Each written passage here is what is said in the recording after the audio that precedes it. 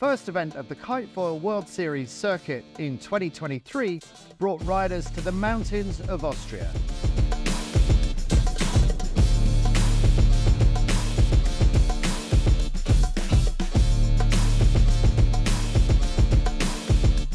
Sometimes the wind on Traunsee can be elusive, and it can spell unwanted touchdowns and even crashes when riders get it wrong.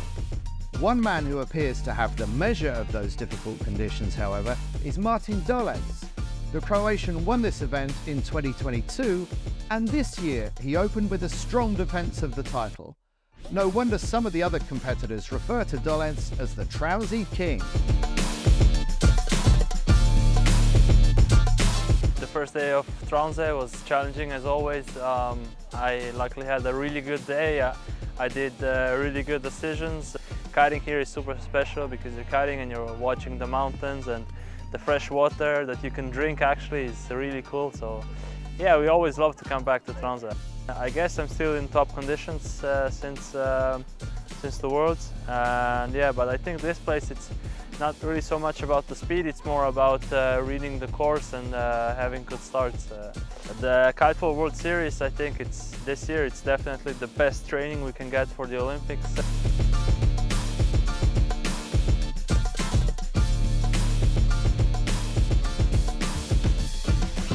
Meanwhile, in the women's competition, Australia's Brianna Whitehead had a great first day on the water.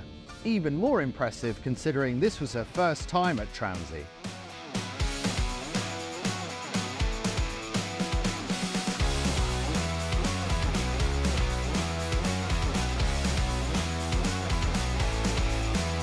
Day 2 brought one of the best days of racing you could ever hope for. 6 back-to-back heats in 8 to 14 knots of breeze and bright blue skies. Everyone was going a similar speed and the margins of victory were tiny, which meant the race wins went 4 different ways, with another win for yellow bib wearer Martin Dolenz from Croatia, 2 wins for Max Mader from Singapore, and a special victory for Flo Gruber. I just had a really good day. Finally I could bring my performance on the scoreboard. Because it's just a short course here, you have to be 100% through the whole course. You can't have any mistake, there's no room for mistakes. The season were really long. I had a few tough races where I couldn't bring my performance I wanted to. And yeah, that's a little bit disappointed sometimes, but of course I know it's still a long way, and I can do good if I want to. The main events of the season are done, so it's a little bit more easy now. You can enjoy the races. It's not that important to make a really good result. You can really focus from race to race and work on your skills or whatever you want to work on. It's equipment training, skill training.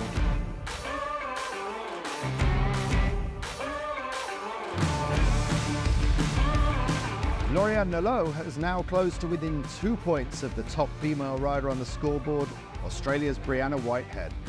This was Nolot's first event after taking time out after winning her first ever Formula Kite World title a couple of months earlier in the Netherlands. The start was pretty complicated for me. I was a bit rusty after my 3 weeks break, but it was good to be back on the water. I think the main focus is to know when you have to break and why. Yeah, for us, the season has been super intense, a lot of important competitions back to back. For me, the most important with the World Series is you can be okay with making mistakes. You can try new things. The good thing here is we are racing with the guys as well, so it's you can push it always forward because the guys are faster than us for the moment. But yeah, you are always trying to catch them, so you're always trying to push the limits.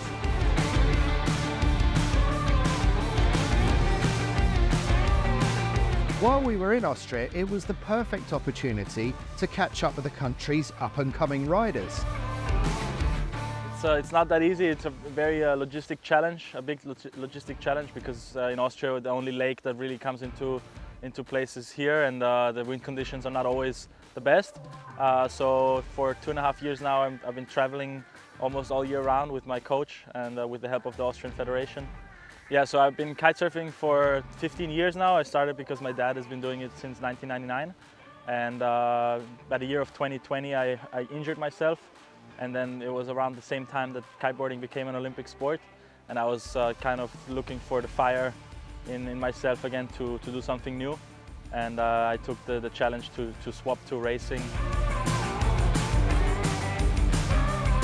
While Bontes has qualified Austria for the Olympics in 2024, Elena Corneli is still on that journey and is keen to join her teammate for the Paris Games.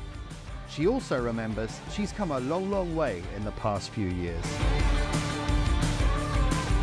And in the beginning, when I was starting with competitions, I didn't think that I could keep up with the nations like Spain or France or Italy, with nations who are living at the seaside, because they can go out whenever they want basically, and I always have to travel with my whole equipment to places where it's good.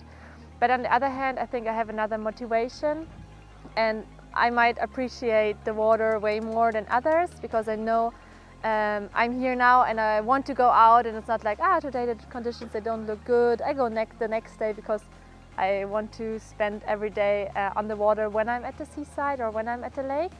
So maybe this is my advantage, that I also go out in more tricky conditions, because when I'm there I just want to ride and make the best out of it. A gusty whirlwind final day tested the riders to their limits, both physically and emotionally. It was a difficult day for trialling a new medal series format, but somehow it all came together on the day.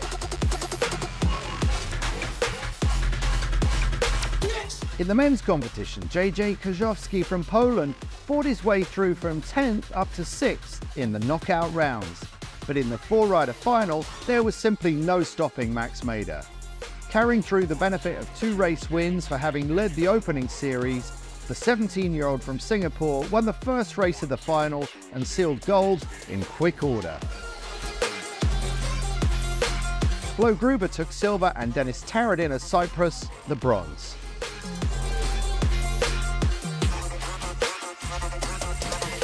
Brianna Whitehead had started the day on match point, the Australian wearing the yellow bib in the women's competition. But the speed of Lauriane Nalot was irresistible, the French rider scorching away to take 2 race wins and the gold medal. Whitehead took silver, and last year's winner at Transi, Julia Damasovic, took bronze for Poland. I think performance-wise it was a good event.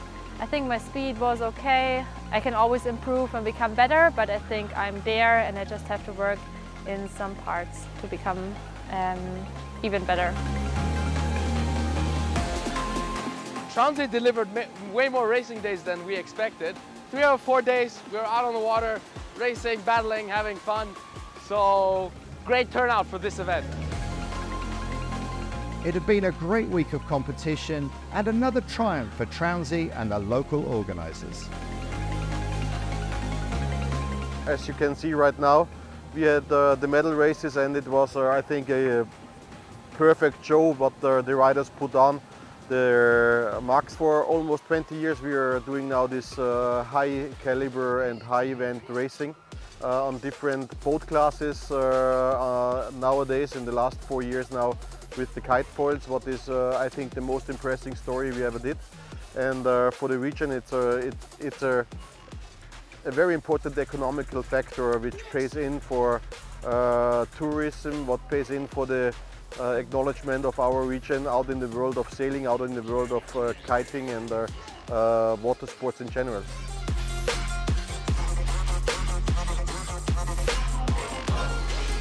With the freshwater challenge of Transi complete for another year, the fleet moved directly to the next event in the south of Sardinia, Kitefoil World Series Italy.